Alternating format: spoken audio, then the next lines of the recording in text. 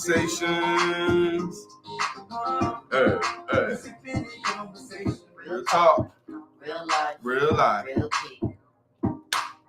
Real talk. Real life. Real people. Hey. Real talk. Real life.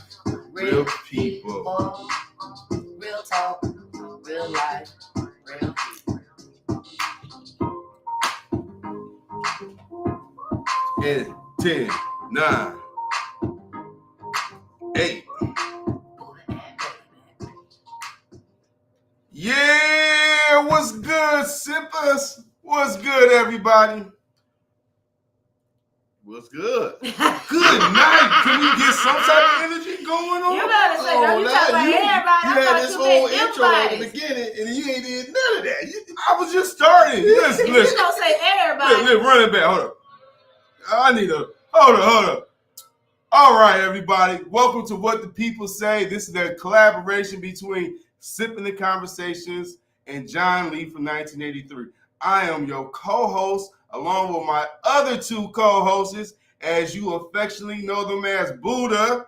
Hey, what's good, sippers? And Baby. Baby. And let me just go ahead and tell you people what the people say and what it's all about. As I said before, I'm the engineer. But listen, this show is not a show. This is family. This is us connecting, laughing, living, and loving on each other. It's all about spending real time with real people, sharing real conversations, and celebrating life. Each and every episode, these are my co-hosts. We do this together in collaboration. So without further ado, Buddha and Baby, tell me what you're sipping on. Oh, me. What I'm sipping on is the root to the beer and nothing else in it. The root to the beer. That's it, man. I got nothing else in it. I got to work tonight. And so there you go. I heard that. So Buddha got to clock in after this podcast. Shout out to Buddha for being the awesome guy he is. You don't get people out here like that. You know what, Buddha? You deserve this. That's praise, everybody. Mm-hmm. He's doing the unspeakable things that are hard for a lot of us to do. Be scheduled the day off and go in. Shout out to that man. Now, Baby, what you sipping on? Yeah. Well, 1800 coconut. I normally don't tell y'all what the brand is because until we, ante up. Mm-hmm. Get them brand deals. You know what I'm saying? But I stay drinking it. So 1800 coconut today with a little splash of guava, fresh guava juice, and a little bit of hibiscus ginger beer, and some lime juice. What that tastes like, though? Tropical. Okay. Yeah. Like you're back there in Florida. Yeah, like I'm on a beach because I'm missing the beach Which one? Cocoa Beach, Titus Beach. Oh, the Playa Linda. One time. I miss any beach in Florida I could walk around in my birthday suit. I miss those beaches. Mm-hmm. So in light of things y'all see kind of changed up, just for the record, I want Buddha to do his part that he always say to me because it's just so sweet. This the part that he always do. Do it again, Buddha, for the what you sipping on part. Go ahead. Mm-hmm. What's good, sipper? This is your boy Buddha over there. Is the lovely Baby. and we coming to you live with another rendition of Sipping in Conversation. And not only that, we have our guy, the Fixing number his one engineer, engineering equipment. who's putting it together. Ladies and gentlemen, without further ado, it's John Lee from 1983. Thank you. Yes. I am tangled up in the wires. But you know what? We are not going to let those wires get in the way of this program. Yeah. We've been working hard on this for the last 5 weeks. Mm-hmm. And even the day after service, I know y'all like how that boy always be talking about God and everything. He out here with his whole bird chest on. Well, let me just tell you, because I love you guys that much, we agreed to keep the air rolling on 77 right now. So I might be sweating. So you might see me come all the way out my top. But that has no bearing on how much I love God. Okay, but I'm sipping on the Buddha special for my brother. because he can't have it right now. That's okay. But he can describe it better than I can sit there and sip it. So the Buddha special is comprised, though. You like that word? Comprised. Comprised. Though, of the root to the beer with a pinch of cinnamon. Okay. And some ever-loving cognac. I am not going to say the name because they ain't paid me yet. They ain't paying for the I slipped up advertisement. on mine. I wasn't supposed to say nothing about the name. We gonna get better at that, because but we gonna get there. That's for sure. That's it. We've been talking about it for a long time, but it's time to be about it. You know what I'm saying? 'Cause somebody want me to sip on they fine adult beverage. Libations. We just want them to transfer them dollars from the television to the podcast. So we gonna speak prophetically on that, and we already know where there is a ram in the bush, there is an opportunity. Hey. So hit us up. We are willing to test your product out. Speaking of testing out products, I couldn't help myself. So let me dig underneath the table. We ain't got to say the name, but it was a good segue. Okay. Peanut butter jelly time. I cannot help myself. I'm not going to oh, well, you guys can see I'm going to turn the labels over. Don't get confused with the color, people. Don't get confused. And we are going to do a blind taste, because we want the sippers to know, who are sipping on their Sunday beverage, how it pairs with this chocolate. So I have 2 packages, orange and purple, and raspberry and orange. Buddha, which package are you going to dig in first? I'll go to the raspberry. There we are. Baby, that leaves you with purple. Okay. Now, what we got to do here, just for the kicks and giggles, we are going to go ahead and open up the package and see what this product is about. Just because curiosity kills the cat. I don't know how to open stuff. We want to open it the best way we can. I don't care if you got to tear that package open. I don't care how we got to get it. Let's give it to the people.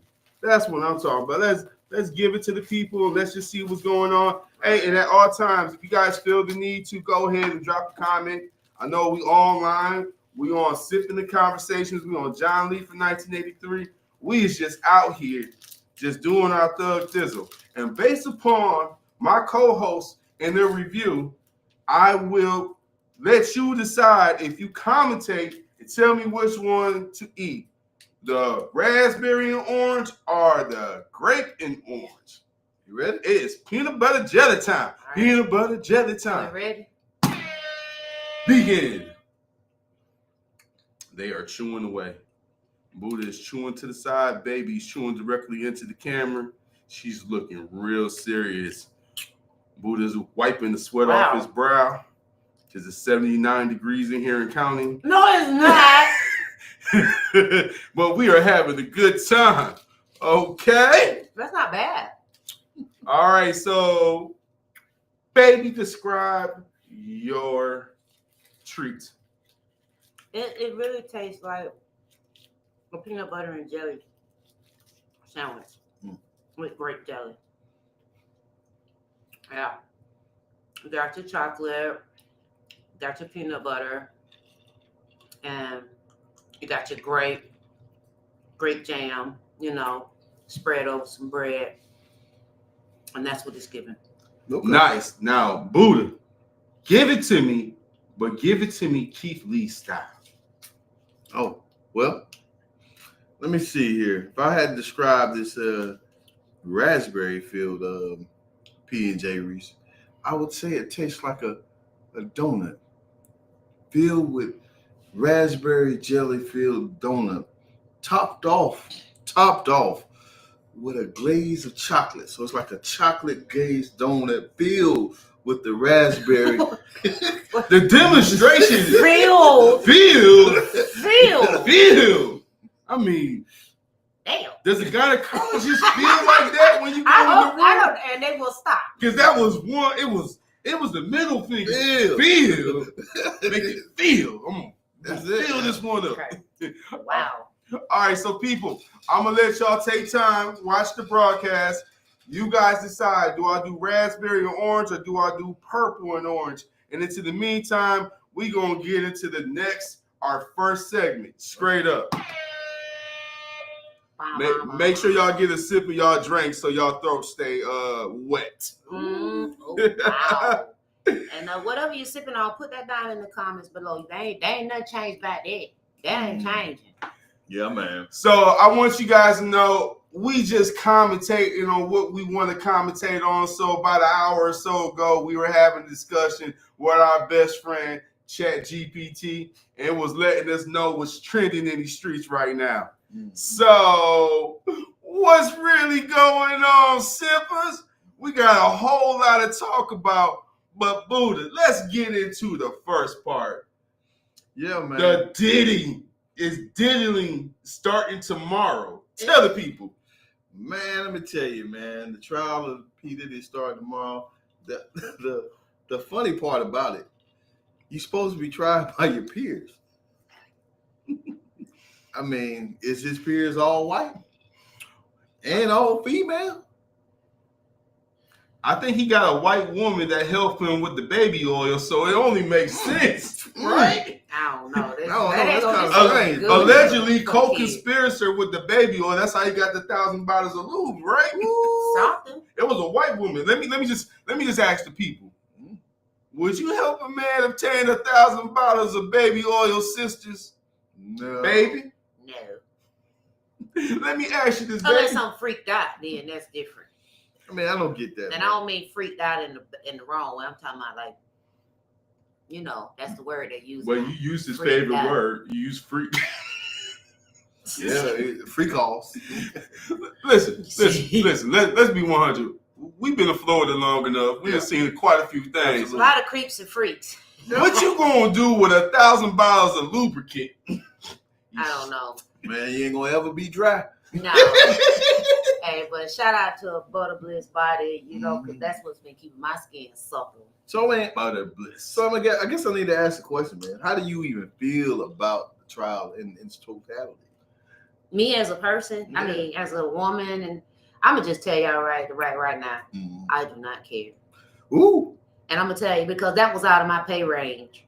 What they had going on had nothing to do with my pay range. Right. Everybody that was participating was in a different pay range than me, and it didn't stop not now bill, no food. It did not impact me directly. Is it right? I don't know, because if they willingly participated in these activities, then it ain't wrong. So however many bottles he got, I mean, he had parties. So what seems like a lot, 1,000 bottles is a lot. But if you're having a party with 2,000 people there, and you came here for the party, you signed up for the party, then hey, it's what it is. It happens every day, right? Unfortunately. So I don't hear anything about underage minors and things like that. So I can't even much get in. Not what I don't agree with is the drugging. If the allegations of drugging, the people being drugged, that without their acknowledgement and their consent, that is what I don't agree with anywhere for anybody. I agree with you wholeheartedly. Listen, it's one thing to have baby oil. It's another thing to not have their consent. Don't manipulate for the cheeks. I got you. You show the baby oil and you leave it where it's at. They want to lube up with you, but you don't have to sneak it up in. Listen, you gotta learn about Bill Cosby allegedly using pudding pops, right? That sounds real freaky to me. But did you go to a party that you know had 1,000 bottles of lubrications and products there? No, I would not. But let me go ahead. Have you ever been to a sex party? Of course. Of course I have. Many of them. Do you not think they had I'm sure they had things there? Oil, all that good stuff. But everybody who was at the party knew what time it was. Right. And so do you think anybody was drugged against their will? I'm sure it was. But back to my thoughts on this P. Diddy. Sorry. Since we was on P. Diddy. Back to my thoughts on the P. Diddy situation. I think something's bigger at play. Now, did he degrade, demean women? More than likely he did. But I would question to say how long did everybody know this was going on in the circle? And how long did everybody who went after and got him know this was going on in the circle? So you could have got this guy years ago. Yeah. Years ago. And stopped a lot of trauma, but you didn't. Mm-hmm. Okay. It's no differently than they did with R. Kelly or any of the other guys who are repeat offenders. They've been doing it for years. And so I feel like there's something more else at play here that we don't necessarily know until it happens. Mm-hmm. So you really need to do is keep your eyes out and your ears to the street and see everything that's happening. Mm-hmm. Well, let's go ahead and put it out there like this, right? R. Kelly's making "I Believe I Can Fly," right? He wasn't getting canceled. When Diddy was remixing everything Biggie had ever done, he wasn't getting canceled. Right. They dropped a greatest hits and flop. They dropped the Love album. No love was shown. Right. Hey, it's time to cash in them receipts. Yeah. You see, 1 Corinthians says you don't hold receipts, but Americans and people in general, we keep those receipts. And what they sit there and said is that, well, you're not entertaining like this now. Now let's go ahead and exploit all your stuff, because you know the one thing about brothers and sisters, right?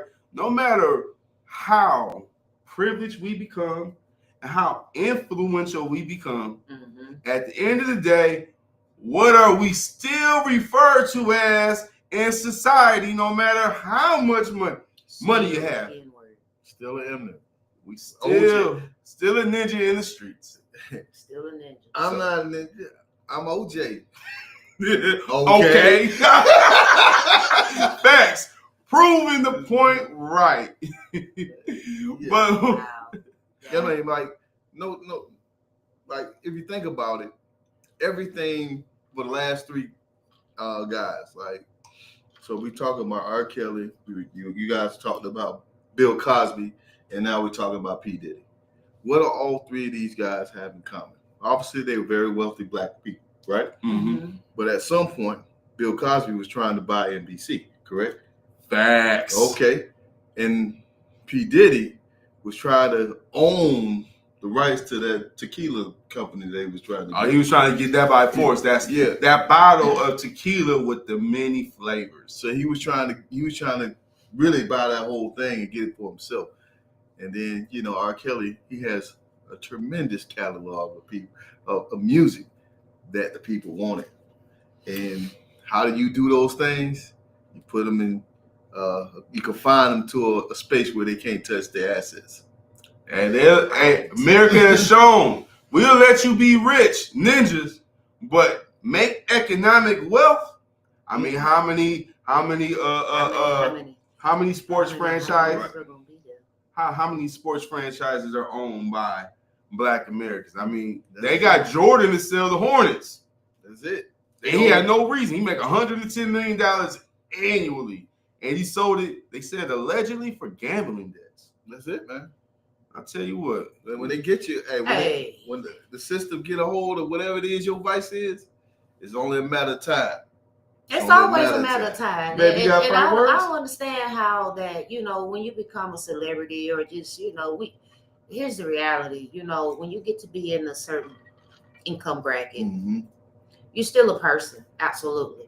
But it means that all the things that you're doing as a person is still going to be perceived as, how dare you, even when, okay? So the best thing you can do is just be your true, authentic self. And I think really what a lot of them need to start doing is get ahead of their shit. They need to make sure their lawyers on retainer, they got their retainer all ready to rock and roll, and just do you. Because if you like doing these things, hey, I like doing these damn things. Right. Say that. Like, I don't know. But if you try to keep it as a secret and you be in these old high society ass dungeons and whatnot, that's what's going to happen. It don't matter how high of a price you put the entry to be, because that's what that normally happens. They make these prices high for the riffraff to stay out. Right. But they also got to know that what you said, you infiltrate from the inside, not the outside. Exactly. You know where I got that topic? You know what I got that idea from? Just real life. They've been doing it to us so long. They got our culture. They got our music. They got everything we do. Because it was on the inside. Because they on the inside. How did they get in there? Oh, yeah. They How got did in they there get in there? because they unsegregated society. Allow black and white to go to school together so they can, so as we learning them and trying to be like them, they learning us. But they were learning us from an economic perspective. We were just learning them just for what were we learning from them when everything ultimately was taught by us. Man, it's a dollar in a dream. For us, by us. Yeah. For us. It's I said it right. what we learned. It was a whole dollar in a dream, baby. There's Yeah. a dollar in a dream. You know, we seen white and we thought it was right. Oh, They beat that in us. They beat that into our ancestors. okay. Right? Amen to that. Now let me go ahead. Excuse me, I need to take a sip real quick. Straight up. So we got both perspectives. Go ahead, give us your final thoughts. I'm done. Mhm. All right, so she says she's done. That's cool because we got to get into the next round. Baby, say it with your chest. Black History Month, Trump signed Executive Order 14151, effectively trying to do what with our 29 days of historic American acknowledgement. That's the getting rid of the Black history. Getting rid of Black History Month. Already got the shortest month. Now he's saying it ain't good enough. That ain't good enough. Do away with it all. Make it all inclusive. Yeah, nah, I'm not okay with that. I'm not okay with it by a long shot. One, because there's a high percentage. I don't know, but just in my personal Black opinion, 90% of things that we have up to date, styles, culture, food, across the board, you name it, right? It was derived by someone Black. And to say that, to minimize it and try to take it away, it's a complete insult. And I'm not okay with that at all. I don't even know how a person that has felonies get to say those things. Shots fired. Doesn't he have multiple though? 34, I believe. 34 low-hanging felonies, but yet he has felonies on his record. And you know what? If he was a ninja on the street in Orange County, Florida, he would have no economic opportunities with just one of them things. But he got 34 and how you in office? How do you declassify? How do you a qualify? felony? How do you qualify for anything with a felony when we know the average Black man and or woman can't ascertain adequate employment or just sustain a quality livelihood with a misdemeanor? Real simple. Money will get you out of all the shit. That's one thing I learned from OJ. You know what I'm saying? It only gets you so far. Hey, Because the they glove don't what they fit. gonna do? What they gonna do to They you? got it. What They you want said to. they gonna do? They gonna take it. they're gonna take it. They took it from him, Okay. but he showed the world how it need to be done. Then let's get this one thing straight. OJ got off, correct? Mm-hmm. What was the next thing that happened? Civil suit. Okay. Let me tell you. Now that happened. But let me tell you the next thing that happened. Yours truly, your boy, Snoopy Doggy Dog, had a murder case. Had a murder case that he enlisted the great services of Johnny Cochran right after. Because you know why? I'm innocent. He said if you had the money, you can get off. He showed the blueprint on what it took to get off. Wow. And then all of a sudden, all the rules changed not too long after. So again, in these situations, when you're talking about the Great Orange, or what is it, 48, 47? He's at 47 now. He's But hold on, 40. Obama was 45, Biden 46. No, Trump 46, Biden 47. No, Obama was 44. Mm-hmm. So he's Trump 47. was 45. Biden 46. Trump 47. He's 47. So Fact check me if you don't agree. So hey, man. On TikTok, I think his name is So- Terrell. Something Just Terrell. He called him Wig and his Cabin in the Combs. So interesting enough, man. You get things. You can get information out of the smallest things, right? Out of the smallest things. Everybody watch Boondocks. Yes. We watched Boondocks, right? So it was an episode of Boondocks. Thug where- Delicious? No. Uncle Ruckus. Uncle Ruckus. There was an episode of Boondocks where Uncle Ruckus died and went to heaven. Praise white Jesus. Right.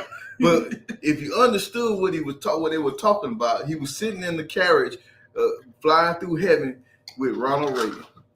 What? I remember that. And then in that episode, they talked about Black history. Mm-hmm. He said Black history is the only month that reminds Black people of slavery. So white people really thought that way.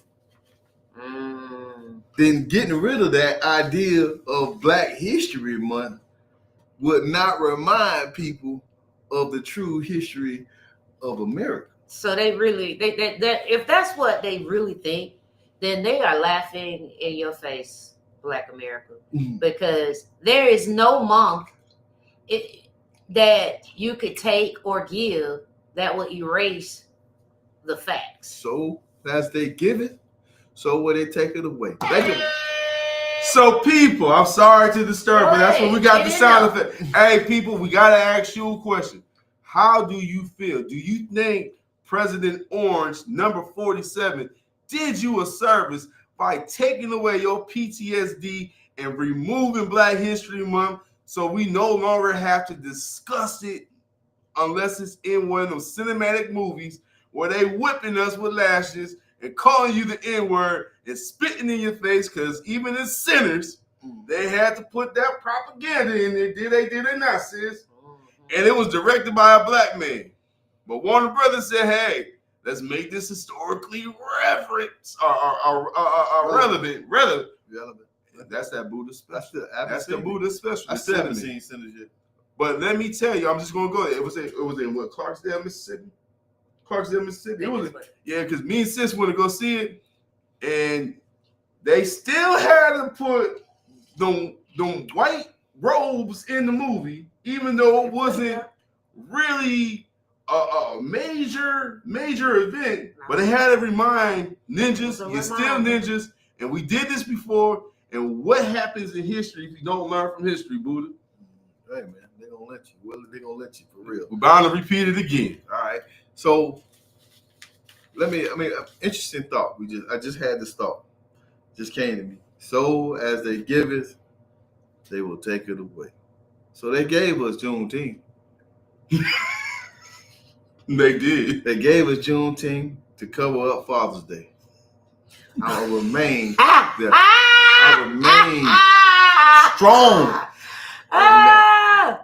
To cover up Father's Day, to cover up Father's Day. I know my the baby third, not like the third weekend, the third Sunday of June is usually heralded for Father's Day. Now we share this thing with Juneteenth, and not only that, it was all good. Fathers may have felt it some type of way, but the women was all good. Let's Juneteenth it up. Let's do this thing.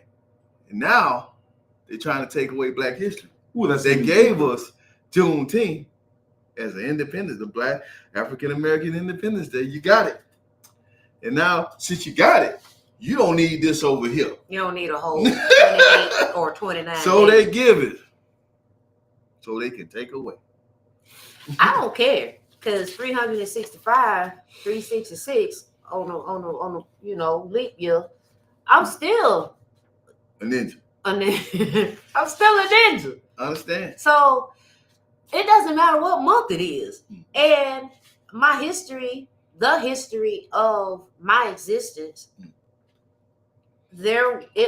slavery, discrimination, lynching, whips, cotton, and all the above, it happened. It happened. It happened. Yeah. You cannot get rid of it. All right, in 3, 2, 1. This was a good segue. I got something, right? This is the game I came up with as part of my show rundown. It's called Example, Talk Crazy, Stay Safe game. All right, basically, example. I'm going to show you how to talk reckless legally. You got to mimic it, flip it or pass it. What we're going to do is, right, I like what Buddha said, right? Allegedly, they made black women independent so that they could minimize the black man's contribution to the family. And now Buddha just went a step further. For the few, because that's how they see it, as monolithic, right, sis? Yeah. Monolithic. If one ninja don't take care of his kids, then what, Buddha? All ninjas don't take care of their kids.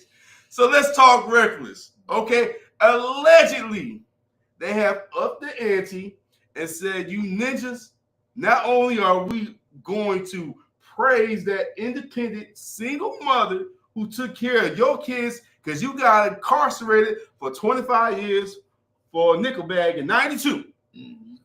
That you can go to the dispensary and go get for free right now. They giving nickels away for free if you go inside a dispensary in Ohio, in Michigan, in California, in Illinois, maybe even in Tennessee. They giving you this stuff, right? Okay. Allegedly, now they have hypothetically done away with recognizing Black History Month, Black Fathers on Father's Day, and gave us Juneteenth, only to probably taking that away with DEI. So my little hypothetical, and I'm sorry for over flooding and sharing all that, because that's that Buddha special right there. You gotta holler at Buddha about that. Ask him for the ingredients. You put the cinnamon with the cognac, and boy, it does things. Not only to the libido, but to your body temperature. Yeah, my chest is feeling all extra hot right now, as if we have. She said kill it. She said kill it. Oh, she fanning me. She's feeling loose. Since we doing it, we pulling out the fans right now. Where the fans She's feeling loosey over there.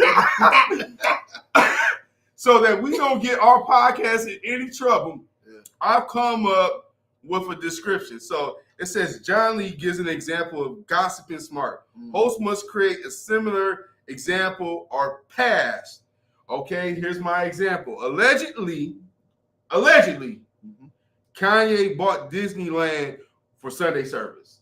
It's allegedly, right? You can't get in trouble because it's all speculation. So allegedly, President Orange did away with DEI to cancel out the black man and not even give us the Father's Day card or dad book that we occasionally got.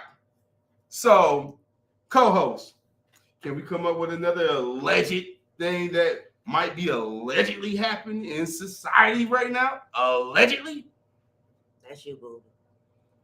Okay, well, allegedly, they are trying to prop up the women's movement in order to digress the men's involvement.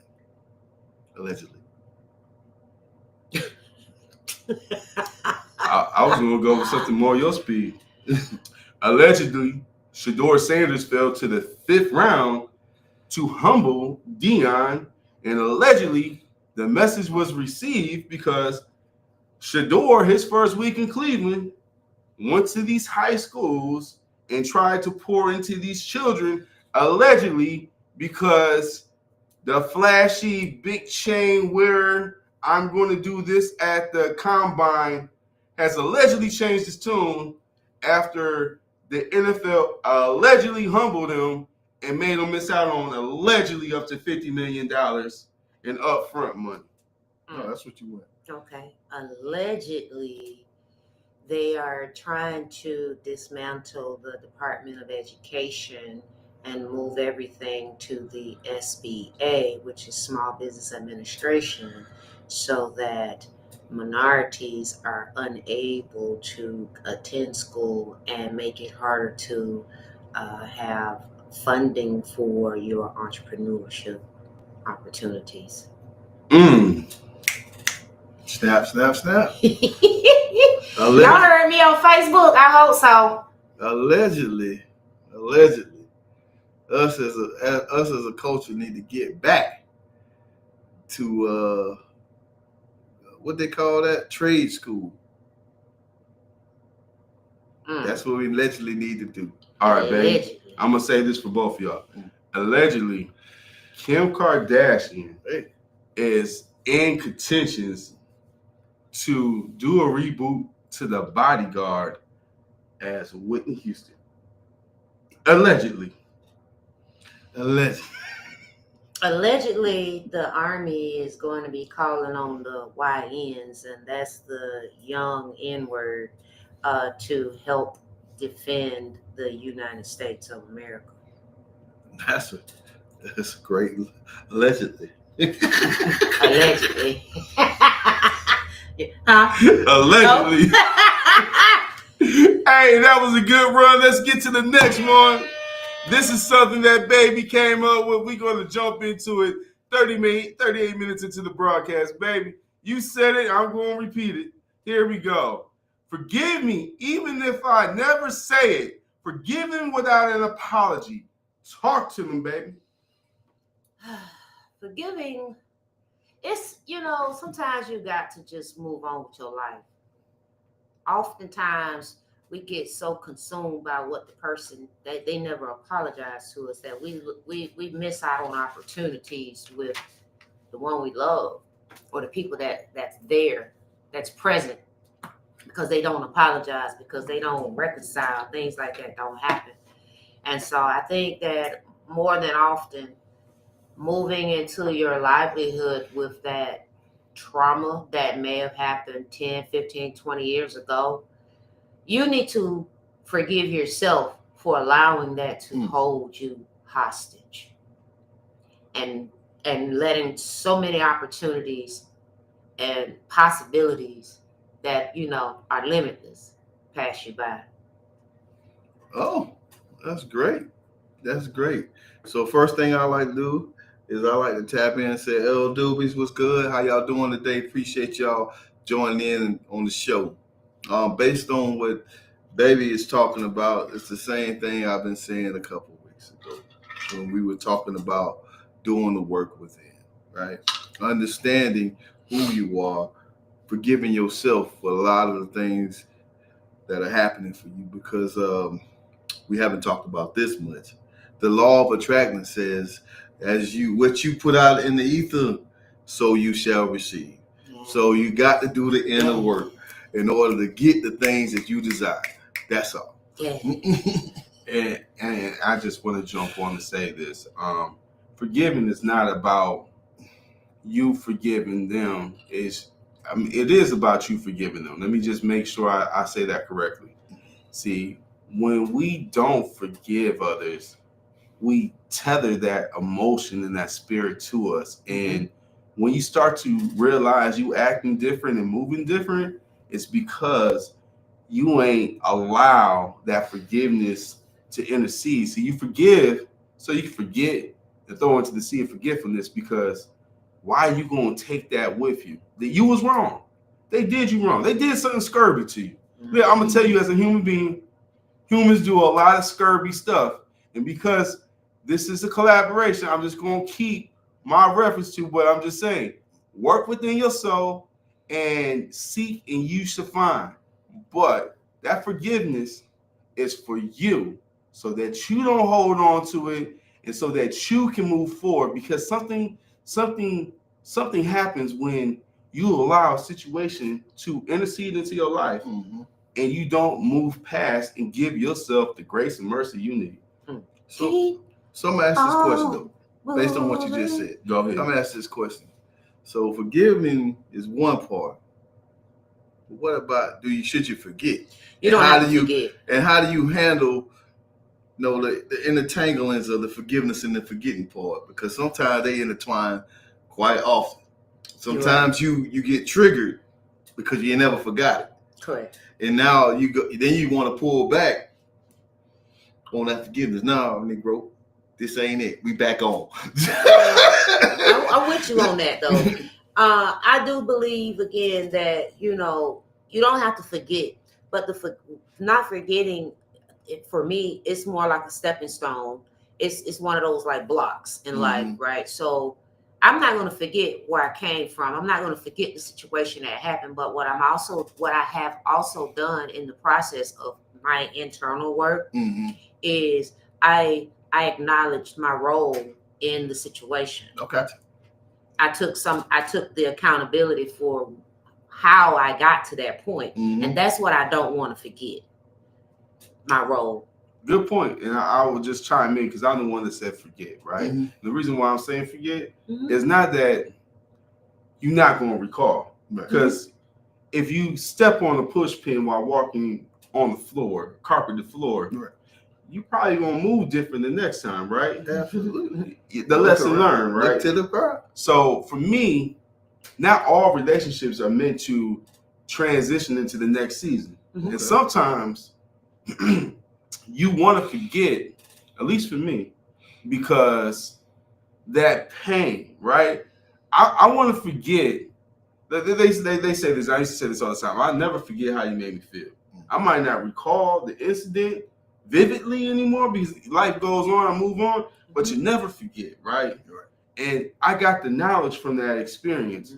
So I need to just kind of forget it altogether because if I remember it in my future, right, I might start putting a barrier up with the next person because of the pain you inflicted upon me. And that ain't fair to them, nor it is to myself. Just because someone did something to cause me great pain. The biggest thing I could ever do, big up anyone in a vulnerable era, is forgive and forget, at least for me, because I don't have the time. And see, it's like what they say about the good Lord, the sea of forgetfulness. I want to kind of throw some of that in forgetfulness because if I think about it too hard, it might bring up some pain that I might be ready to act on. And I don't need to be thinking like that. So I guess the real question is, based on what I heard you say, is if you don't forget and it keeps coming up in your mind, have you really forgiven? The answer to that is no. Because if you keep getting triggered by past transgression, like I'll give you an example. And I've seen this happen. It's happened to me before. I'm sure this happened to a lot of men out there and some women. Y'all may not admit this, but y'all have done this. A man that cheated on you 10 years ago, right? They cheated on you 10 years ago.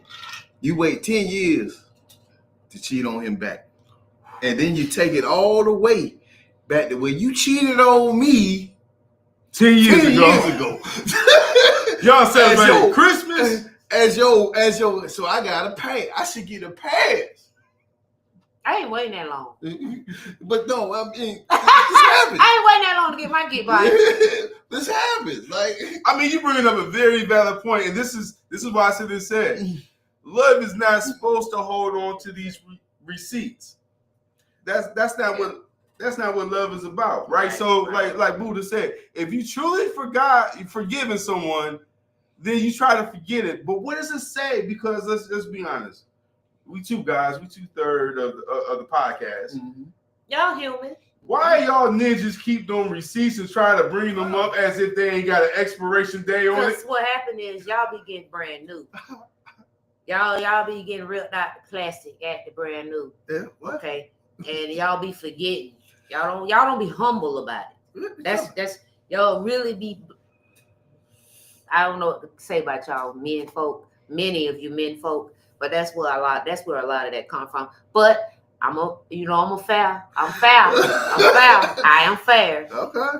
Women do be doing the most. Oh yeah. They do. A lot of women really be doing the most because why? Go on with your life, lady. Go on, ma'am, and do something positive. Do something else with that energy because if the man don't want you, the man don't want you. Okay? And you put so much energy in the man that don't want you, you missing the opportunity with the man that do. So Your friend zoned him. Yeah.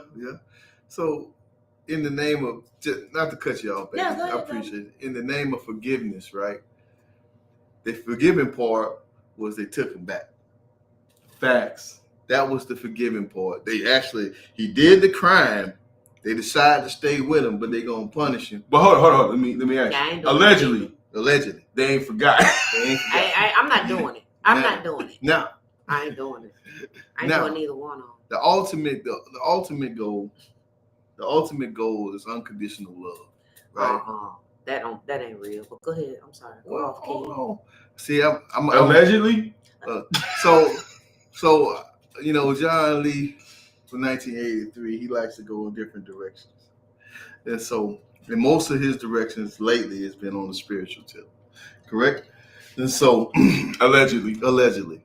And so, I'm going to talk about this thing because this is tied into forgiveness. I'm going to tie it all together. Forgiveness, unconditional love, right? So, if you forgive somebody, because if you want to talk about the Creator, He must forgive us, correct? For all our transgressions that we've done from the past and what we're going to do. Knowledge, that's what repentance is for. When you repent and you ask our Maker for forgiveness, He puts them in the sea of forgetfulness and gives us grace and mercy because He gave His only begotten Son so that we can have entrance into the kingdom because we were not worthy because our flesh keeps us bothered and hot. Okay. Allegedly. So slow down. That was great, but slow down. Slow down. Hey, tell a friend to chime in. Yeah. Make sure y'all sharing. So I said all that because we're gonna go back to the beginning, right? In the beginning, He said that us, man, was made in His image, correct? Beautiful. All right. And so as He forgives, not you are made from my rib. as He forgives, right, and shows us the unconditionality of the love that He gave on us. If you believe in it, you got the first part, you believe in it. You got to believe in the unconditionality of His love. If we're striving to be as He is, shouldn't we be unconditionality in our love and forgiveness? But we got to practice it. He gave us the tools. Some people, we read this, we know this. Everybody in America, living in America, everybody in America have a baseline understanding of what Christianity is. You had to, because we started out praying in school. We started out doing the great things, and the only time you got anything outside of Christianity is because your family brought that to you. Hold on. Our Father, which art in heaven. I pledge allegiance. I pledge allegiance to the flag of the United States of America, to the republic for which it stands, one nation, under God, indivisible, with liberty and justice for all. Okay, they took it. And they got out of the school. Hey, you remember when they used to whoop your butt in school?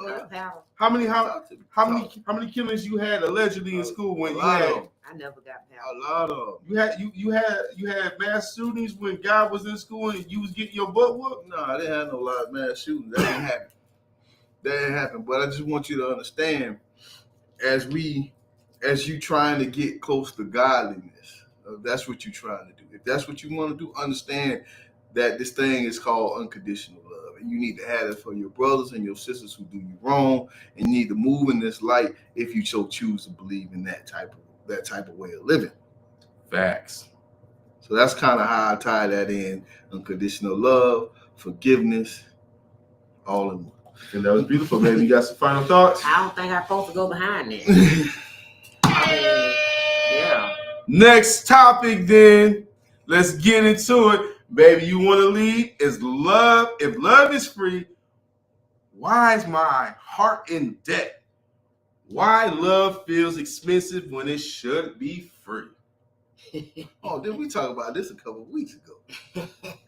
Go for it. It ain't free. The debt is the act. The love without the verb of it, is it love? What is love? Baby, don't hurt me. I was singing it too. No more. Now, for real. Love is an emotion. To love is the verb. To love me is to show me. To love someone is to show them by a form of an action. And so with that, the action part of it all is where the debt begins to grow. Buddha? Well, I'm gonna give credit. That was my short version. I'm gonna give credit to Baby because that episode, I took the latter of the two, and she kind of changed how I thought about it in that moment. Love, you got to pay a price. You have to pay the price, and it's not always financial. It's an emotional taxing. It's a spiritual taxing. And I'm telling you, man, if you're not willing to sacrifice yourself for those that you love, you need to start questioning, is it love? Talk to me nice. I'm going to say this. See, when you say, if love is free, why is my heart in debt? That's because you paying attention to the transition, the transaction. Why am I screwing? It's the Buddha special. It's the transaction. You looking at the transaction. A wise person once told me, right? You got two people, right? You trying to build a house, right? That woman cleaning up the inside, taking care of the inside, getting the interior, painting the walls. You out there, you putting the siding on, Right. you putting the trim on, right? Mm-hmm. Who's to say which one is doing more? See, that's the problem. That's real bad. That's the problem, right? Because we looking at the transaction, right? Yeah. Your transaction costs $299. Mine's cost $395.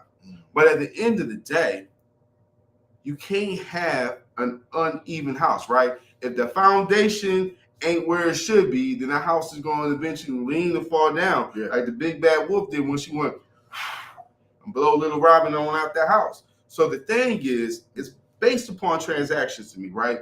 Because at certain points of times in your relationship, if you get there and you are vulnerable, you understand you might get laid off. Your partner might get a better job.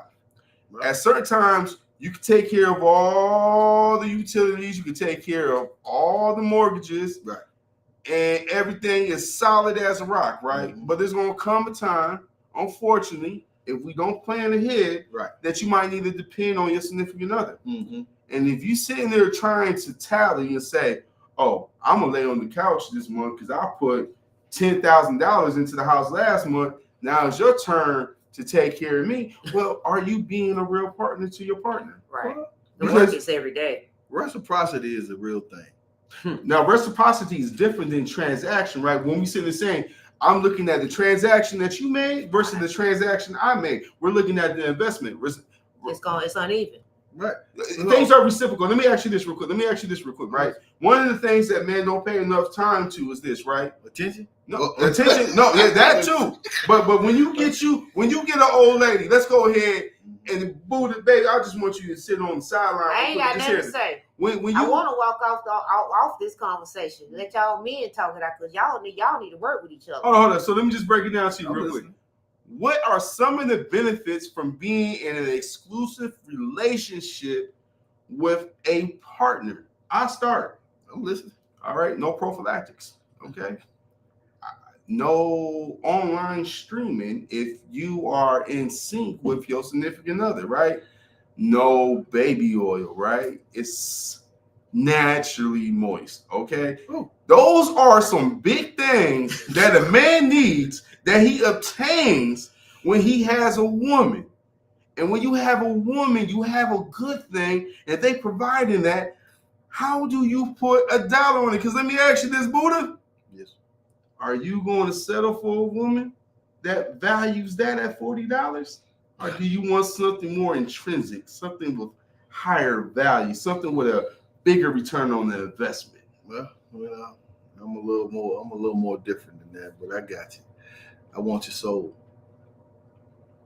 You want to suck this? I'm sorry. You right? He wants to suck. I want your soul. I want your heart. I want things to be a safe space before I can really dig into who you is physically. I need to know you got to have my back. Now I can party with you. I can party with you for sure. Mm-hmm. We could do that. I could separate the emotional tether to my member to what I'm going to do upstairs in my mind. I could do that very, very well. But if you want the true essence of who Buddha is, you got to create that safe space for me. Yup. Yup. I got nothing. I can separate it all. Go right ahead now. Yeah. I don't know. Talk to me. I have the capacity to separate it all, and I don't know. It's just a me thing. I won't compare myself to the average woman because the average woman, she does desire companionship. Now hold on, let me just tell you, I do desire companionship. I said I can separate that. Decoded, that means that she's not always going to do it, but she has the ability. Listen, key words. All right, I just want to be paused. we is me. Do not want to be alone, okay? But it's all about perspective too, because companionship could be getting your oil changed. Blink, blink. Okay. Companionship could be long term. Companionship could be short term. So whatever your companionship is all I'm saying. So I have the capacity to separate it all, and I do believe that love is essential. And love is love. Period. Right. I know there's a lot of the agape, Eros, Stove, yes. Familia. Right. So there's all these different loves, which is, it's in the Bible and all those, it's biblical and spiritual and all the things, right? But love is love at the end of the day. Love. And at the end of each and every day that the sun rises and sets, if you're not putting in the work, right, it's dead. Okay. Just like the faith. I got a question, and maybe John Lee from 1982 can answer this one. Talk to me now. All right. So, how expensive these days is it to get a marriage certificate? It's not that expensive for a marriage license. So I was married before. $100? I don't even think I was married before back in the late 90s. Not telling my age, but. Child, I didn't know you old. Look at you. But They know you the old it cost me like $82 then. I got mine in Duval for 75. 75. So 21. Oh, they passing them out like kids. No, so just understand, I'm steering the boat. Just Okay. So if it costs you 82 or 75, let's round it up to 100. Mm-hmm. $100 just to get married. Why does it cost so much to get unmarried?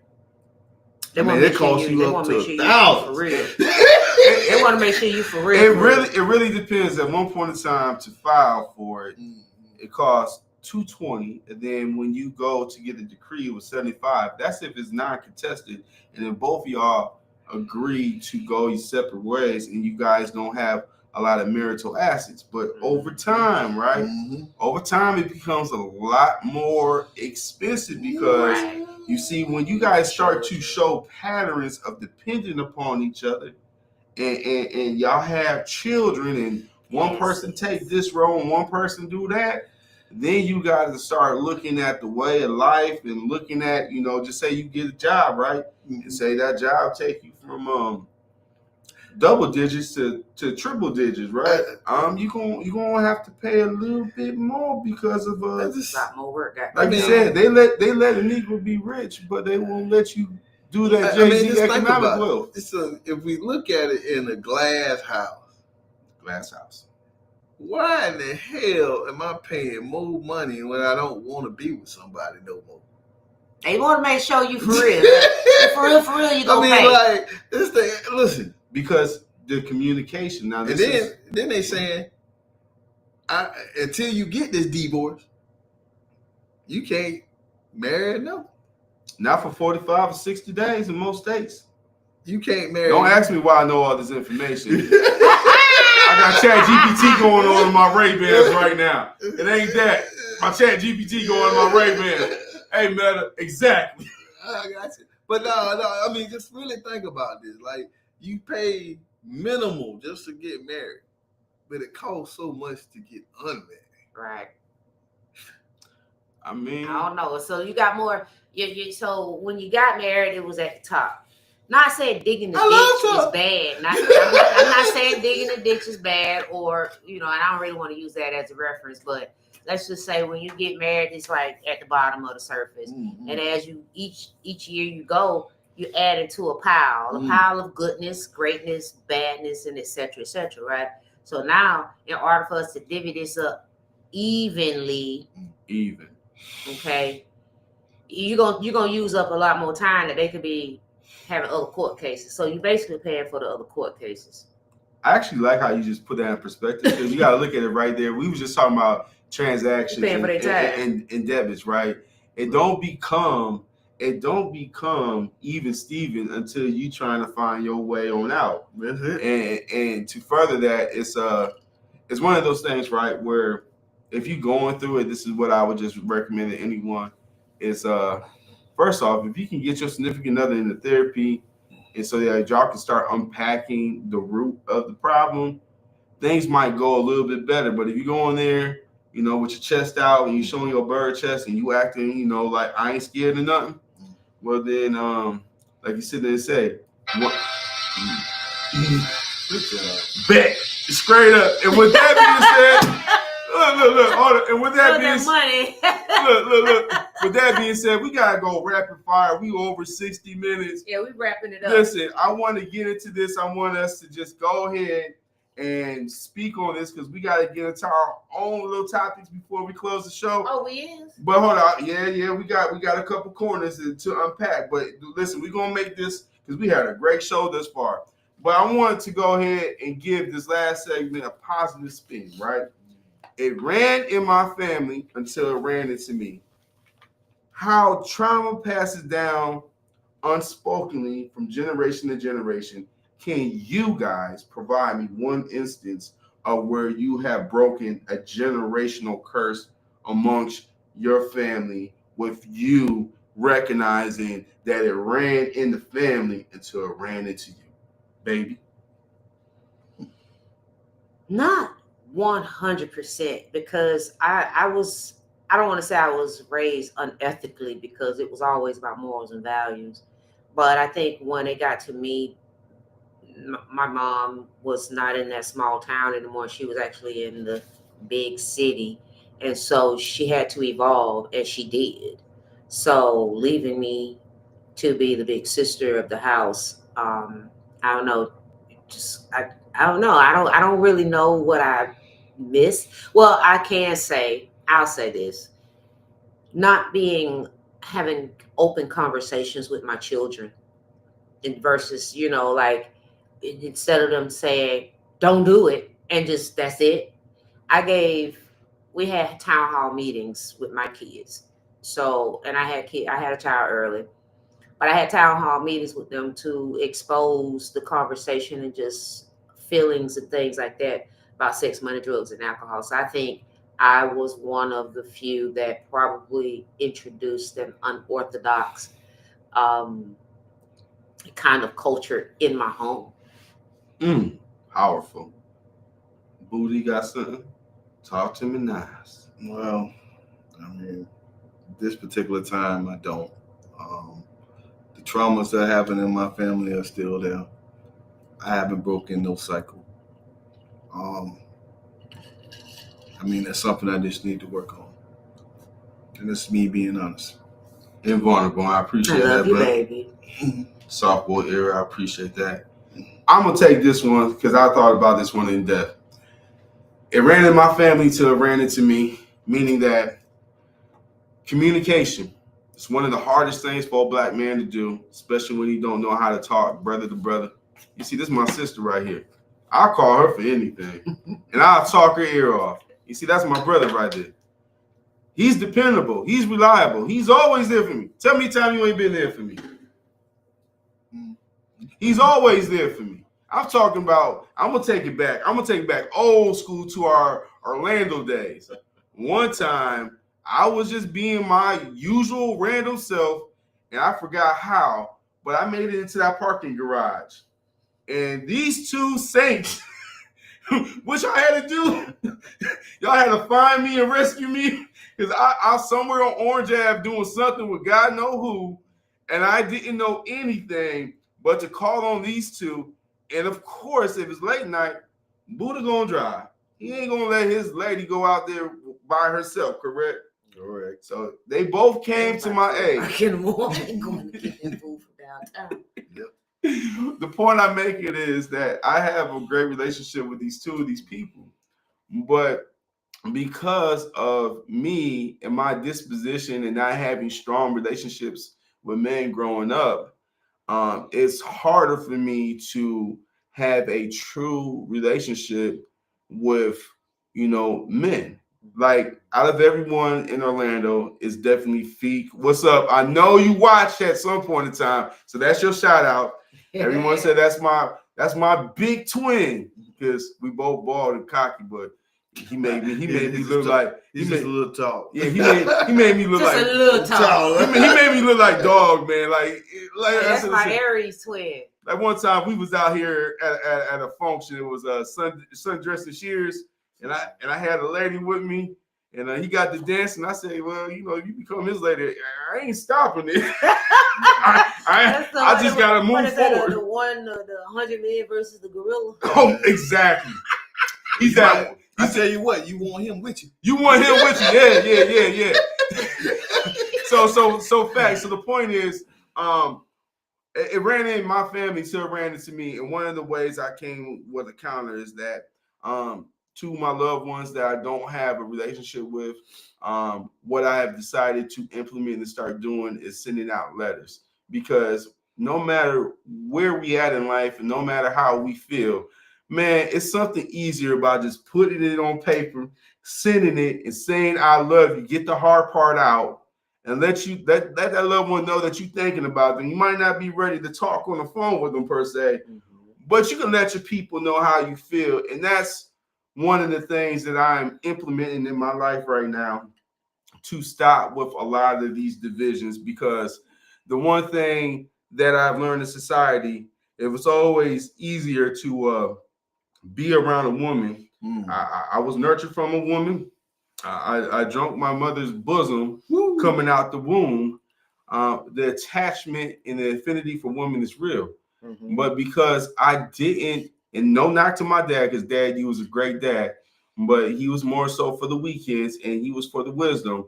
But because as I became older in life, I was trying to stand up as if I had a leg to stand on and try to convict him for what I felt he fell short on, not realizing that some of the same things he done dealt with is the same things I had to deal with my children. So it ran in my family till it ran into me. One of the things I will encourage anyone watching this to think about is that it's not always easy talking to loved ones, but ain't nothing like sending that card, which is at that grocery store, Right. Or you writing a letter, or even putting in the chat GPT, printing it out, and just putting it inside the mail. Do something. You know what? You ain't even got to send it. Just write the letter at first. Sit it in a shoebox like you used to do with your money back in the day when you was getting them jail sentences for them nickel bags. Yeah, I just stereotype my community, but don't judge me for it. Forgive me for it. Allegedly. That's just something to sit on, you guys, as we get ready to segue into our closing. So you guys ready? Yeah. Baby, you have the floor. Tell the people what you want.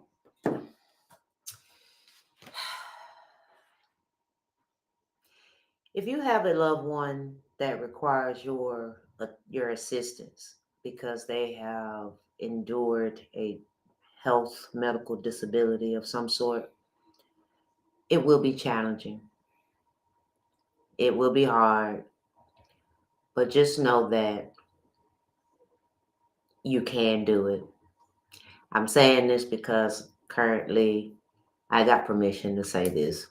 Currently, my 22-year-old is taking care of her father. He is a two-stroke survivor, but it is challenging for her. But I see the effort that she is putting into doing the things. She don't even have children. So this is almost like her having a child. And I also want to give a special shout out to Buddha for allowing her to have this opportunity to be of servitude to her father. And I'm pretty sure if he could actually say those words, he may say something of similarity that thank you. So we all thank Buddha, and I'm pretty sure her father is extremely proud that she's doing this. But men, take care of yourselves. Do the best you can with taking care of yourself now as a black man, because far too often when you are not taking care of yourself, someone is left to take care of you, and it could be your 22-year-old daughter. Thank you. That's all. Buddha, talk to them nice. Oh well, two things.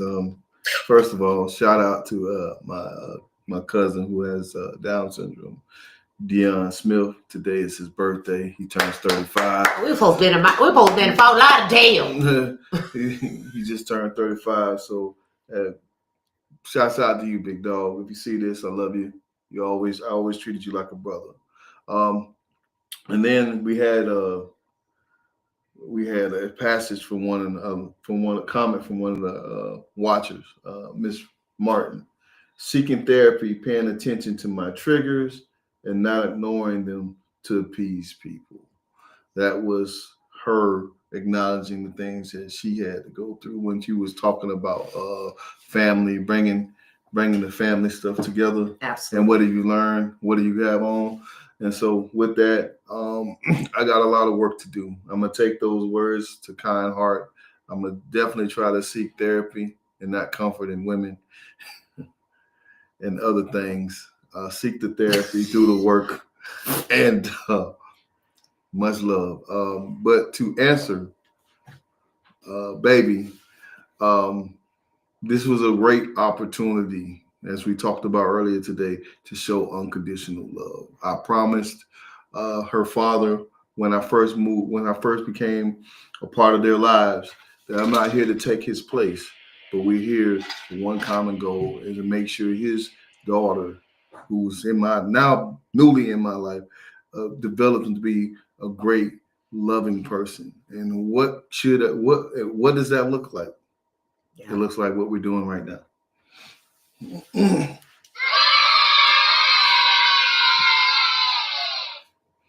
And you guys, I just want to go ahead and say this for John Lee back from 1983.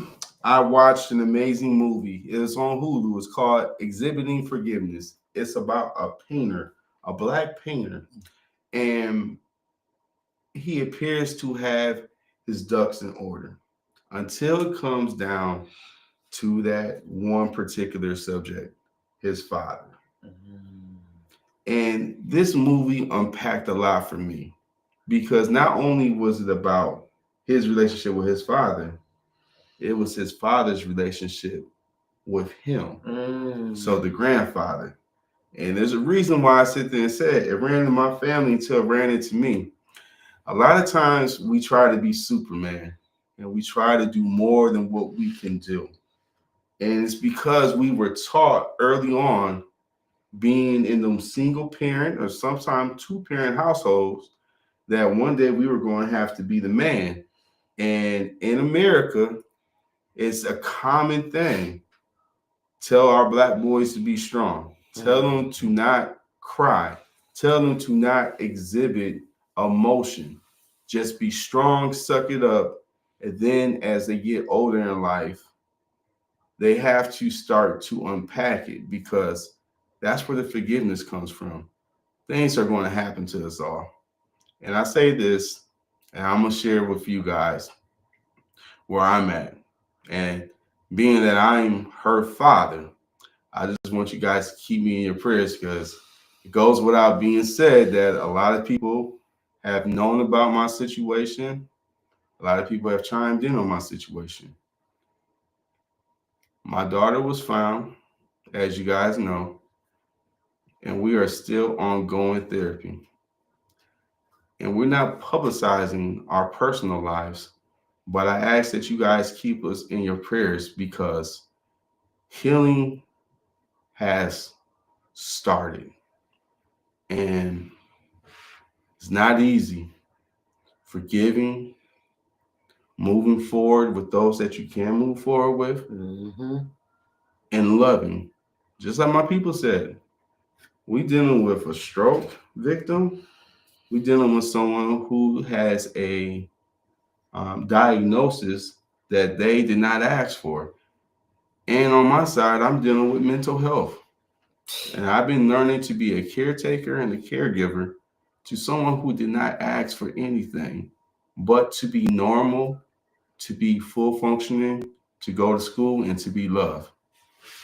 So I said this because this movie was profound, and I won't spoil the ending. But when it's called upon you, I don't care, write it down. Fight with yourself, talk in private, consult with whatever you got to consult with. But don't suppress that feeling, that emotion. If something's telling you to lead, these two are the pillars of that to me.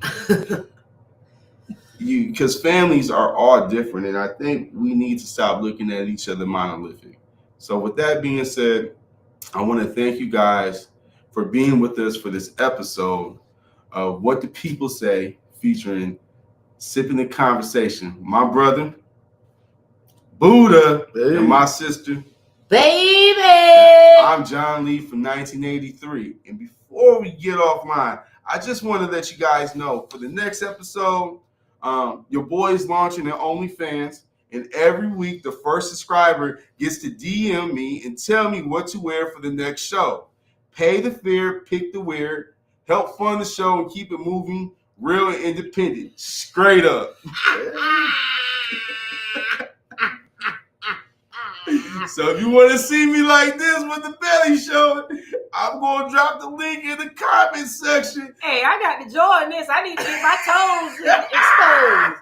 They say they paying for feet. We're gonna start with OnlyFans and we're gonna take it from there. But let me just say this. I am a God-fearing Christian and Pastor Philip Anthony Mitchell.